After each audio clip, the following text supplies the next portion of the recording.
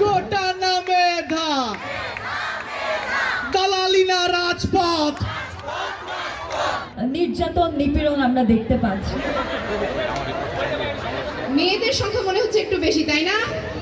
ছাত্র জনতার গণ অভ্যুত্থানের এই যে আমার অসংখ্য ভাই তাদের জীবন দিয়ে এই ছাত্র জনতার অভ্যুত্থানটি ঘটিয়েছে, এই ভাইদেরকে নিয়ে আজকে শুধু শরীয়তপুর নয়, পুরো বাংলাদেশে একটি মামলা ব্যবসা শুরু হয়েছে।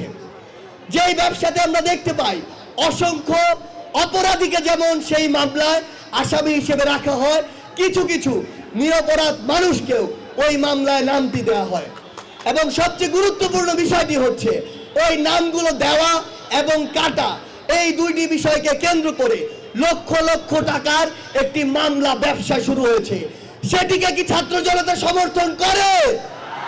কোন নির্দোষ মানুষ ঠিক বিগত 16 বছরে যেভাবে বাংলাদেশে নির্যাতিত হয়েছে, যেভাবে মামলার দ্বারা হয়রানি হয়েছে, বিভিন্নভাবে ক্ষতির শিকার হয়েছে, আবার এই ছাত্র জনতার অভ্যুত্থানের পরে কোন একজন নির্দোষ মানুষ ভিন্ন কোনো আঙ্গিকে আবার যদি সেই নির্যাতনের শিকার হয়, সেটিকে গিয়ে ছাত্র জনতা সমর্থন করে?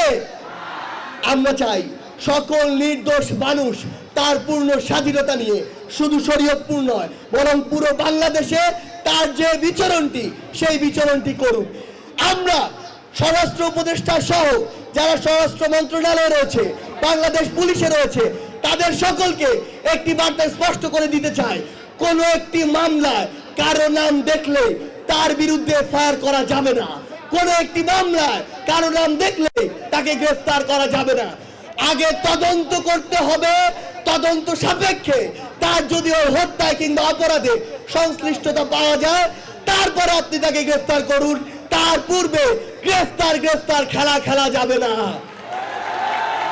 যতদিন না এই খুনি ফ্যাসিস্ট হাসিনা, আওয়ামী লীগ এবং তার যারা দোসর এই গণহত্যার সাথে যুক্ত ছিল, যতদিন না তাদের বিচার হচ্ছে, ততদিন এই আওয়ামী লীগ বাংলাদেশে রাজনীতি করার কোন নৈতিক অধিকার এবং সমর্থন রাখে না।